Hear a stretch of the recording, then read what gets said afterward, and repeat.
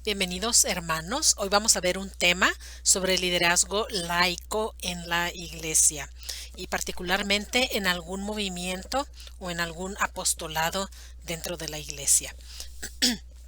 Muy bien.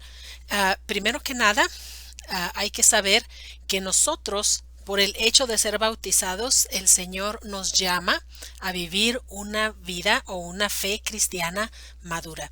Y una fe cristiana madura no se limita solamente a recibir de la iglesia lo que necesito, sino que yo me considero a mí mismo no solamente un consumidor en la iglesia, sino un miembro activo de la iglesia, un miembro del cuerpo de Cristo.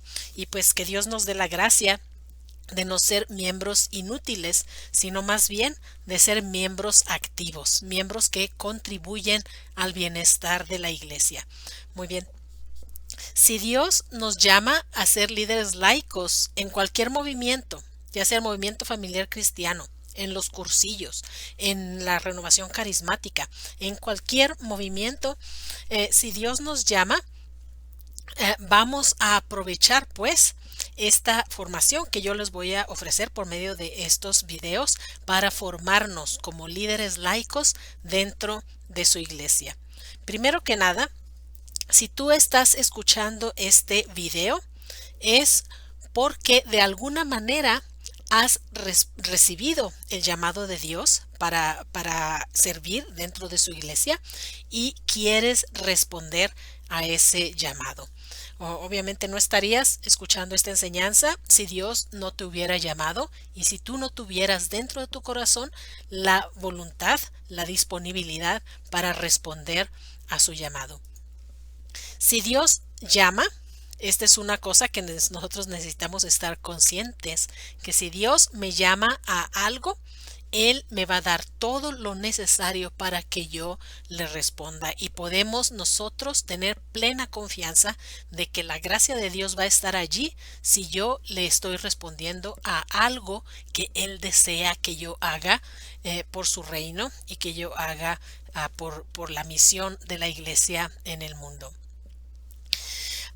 Primero que nada vamos a ver cuál es nuestra situación como cristianos. Muchos de nosotros pues la mayoría de nosotros hemos recibido el bautismo como infantes, como bebés o como niños pequeños. Eso es lo que se usa en la Iglesia Católica y es lo que se usa desde los principios de la Iglesia Católica. Incluso en el Nuevo Testamento podemos ver ejemplos cuando familias enteras se bautizaban y pues obviamente si se bautizaba la familia entera, esa familia pues incluía a los niños, incluso a los bebés, a los pequeños. Entonces el bautismo de los niños pequeños se ha practicado desde los tiempos apostólicos y es parte de la tradición cristiana de la Iglesia Católica. Pero muchos de nosotros, habiendo sido bautizados como pequeñitos, lo que se espera es que conforme vamos viviendo nuestra vida en una familia cristiana que practica su religión y en una sociedad que tiene respeto a Dios y tiene respeto a la fe, entonces nosotros gradualmente vamos experimentando una conversión personal, es decir, vamos aceptando y abrazando nuestra fe y la vamos practicando gradualmente como una cuestión personal que yo estoy aceptando poco a poco, abrazar y practicar nuestra fe. Sin embargo, muchas veces sucede que esta conversión gradual no se da y a lo mejor yo fui bautizado como pequeño, pero vivo mi vida pues como un pagano. Y en ese caso hay necesidad de una segunda conversión, quizás un poquito más repentina, cuando nosotros experimentamos quizás un retiro de evangelización o nos comenzamos a involucrar en un movimiento dentro de la iglesia y allí comenzamos nosotros a acercarnos a Dios con digamos por nuestra propia iniciativa, pero en realidad como respuesta a la gracia de Dios que me está llamando a vivir mi fe de una manera más plena. Esto es lo que podemos llamar una segunda conversión. Cuando yo, con mi propia voluntad, yo decido abrazar mi fe y practicarla de una manera más consciente y más deliberada. Ahora, si nosotros deseamos abrazar plenamente nuestra fe y responder al llamado que Dios nos hace en nuestra vida, Él mismo, como ya les dije, nos va a dar todo lo que necesitamos. ¿Y qué es lo que necesitamos para llevar a cabo esta labor? Pues necesitamos de su Espíritu Santo, necesitamos de su gracia, la fuerza misma de Dios para poder llevar a cabo en este mundo la obra de Cristo. Y particularmente, si es en la renovación carismática, pues promover la conciencia del papel que lleva el Espíritu Santo en la vida de todo cristiano. Si es en el movimiento familiar cristiano, pues que nosotros vamos a participar en promover el bienestar de la familia y el bienestar de los matrimonios, y pues que vivamos esa dimensión de la vida humana de acuerdo a la voluntad de Dios, no viviendo en unión libre o no viviendo en situaciones irregulares, sino más bien sometiendo esa área, el área del matrimonio y la familia, al señorío de Cristo, es decir, hacerlo de acuerdo a sus caminos, de acuerdo a sus enseñanzas y no de acuerdo a los criterios del mundo. De lo que se trata, hermanos, es de convertirnos en verdaderos discípulos de Cristo y en verdaderos misioneros de Cristo. Ambas cosas. Discípulos porque estamos constantemente aprendiendo de Cristo, y misioneros porque todo lo que hacemos en nuestra vida lo hacemos bajo su señorío, es decir, lo hacemos de acuerdo a la voluntad de Dios. De lo que se trata es de convertirnos en cristianos maduros. No solamente cristianos que son consumidores, que esperamos, vamos a la iglesia solamente para recibir y recibir y recibir, pero no damos nada. No, un cristiano maduro no solamente recibe, sí recibe de Dios, recibe de Jesucristo como buen discípulo todo lo que necesitamos, su enseñanza y su gracia que nos ofrece por medio de la palabra de Dios y por medio de los sacramentos. Recibimos de Dios, pero recibimos en orden con el objetivo de que nosotros produzcamos en nuestra vida frutos para la vida eterna.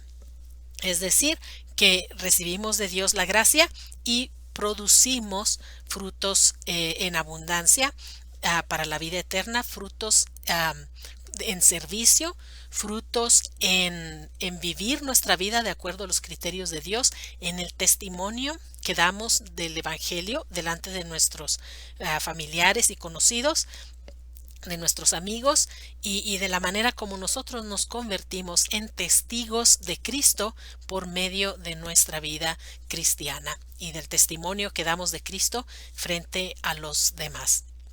Entonces se trata no solamente de ser discípulos de Cristo, recibir de Cristo, pero también de dar, de ofrecerle a Dios mi vida, como una persona que contribuye a la misión de Cristo en la iglesia, a la misión de salvar al mundo. Muy bien, ¿y qué nos dice la palabra de Dios en cuanto a cuál es la manera como nosotros podemos dar este testimonio en el mundo? Bueno, en la carta a los Romanos, capítulo 12, nos dice muchas cosas, y cada frase es una de las actitudes que nosotros como cristianos maduros necesitamos vivir de tal manera que se note que pertenecemos a Cristo y que se note que estamos viviendo nuestra vida de matrimonio, nuestra vida de familia y nuestra vida simplemente como bautizados, la estamos viviendo de una manera coherente con nuestra vocación como cristianos. Entonces, en la carta a los Romanos, San Pablo les dice que su caridad sea sin fingimiento, es decir, que sinceramente tengamos cariño por los demás, que realmente amemos a nuestros hermanos. Después nos dice, detestemos el mal y adhiriéndose al bien, detestando el mal y adhiriéndose al bien. Es decir, que nosotros como cristianos necesitamos abrazar todas las cosas buenas y rechazar las cosas malas. y no llamar una cosa por otra. Por ejemplo, pues no se trata de juzgar los motivos de los demás, pero no podemos tratar a una pareja que no están casadas como si fueran un matrimonio. No son un matrimonio. Si están viviendo en unión libre, pues eso es una situación irregular y es una situación pues de pecado.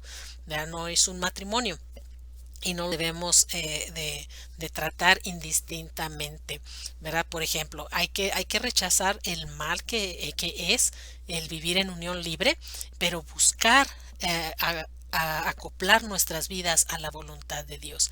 Y no se me avergüencen, si algunos de ustedes están viviendo en una situación irregular, pues hagan lo que esté de su parte, hagan lo necesario para poner su vida en orden de acuerdo a los criterios de Dios. Bueno, continúa la carta a los Romanos, dice: amándose cordialmente los unos a los otros y estimando en más cada uno a los otros. Es decir, una vez más, el amor es la vocación primaria, la vocación principal de todo cristiano, el amor de Dios sobre todas las cosas y el amor de nuestros hermanos. Y amándose cordialmente, es decir, con cortesía, con cariño y con sinceridad.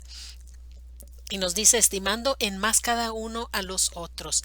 Este es un consejo para vivir en humildad y no sentir que yo soy superior a los demás, sino más bien considerar a todos los demás como superiores míos para poderlos yo tratar con humildad y con deferencia, ¿verdad? Pues con cordialidad. Luego nos dice con un celo sin negligencia. ¿A qué se refiere este celo? No a tenerle celo al esposo o la esposa. Se refiere al celo por el Evangelio. A que el Señor nos ha dado una misión y que nosotros necesitamos cumplir nuestra misión sin negligencia, es decir, sin descuidarla. Un celo que quiere decir que yo tengo dedicación y tengo compromiso para realizar lo que Dios me pide. Nos dice también con espíritu fervoroso sirviendo al Señor. Es decir, que no sirvamos al Señor así con desgana, sino que lo sirvamos con fervor. Que no seamos mediocres en nuestra entrega a Dios, sino que realmente nos entreguemos a Dios con todo nuestro corazón. Y lo hacemos pues cuando estamos realizando lo que el Señor nos ha confiado, pues con un verdadero espíritu generoso de hacer lo que Dios quiere y hacerlo bien a la mejor con todas nuestras posibilidades, con todos nuestros talentos, poner todo nuestro ser al servicio de esto que el Señor me ha confiado. Y otro punto que dice San Pablo, con la alegría de la esperanza, ¿verdad? Porque no se trata de ver nuestro apostolado o nuestro servicio en la familia, en el matrimonio y en la iglesia, de verlo como una carga insoportable. Al contrario, verlo como un privilegio. ¿Por qué? Porque tenemos la esperanza de la vida eterna y esta esperanza nos da alegría. Y sí, pues hay trabajos, hay sacrificios, hay cosas que necesitamos nosotros hacer, ¿verdad? Compromiso y dedicación, así se traduce el amor de Dios, con compromiso y dedicación. Pero este compromiso y dedicación es una expresión de amor y este amor pues nos da alegría y nos da esperanza. También nos dice constantes en la tribulación y perseverantes en la oración. Es decir, cuando nos toca vivir dificultades, hay que mantener nuestra constancia. Y cuando estamos en cualquier circunstancia de nuestra vida, siempre debemos vivirla en la presencia de Dios.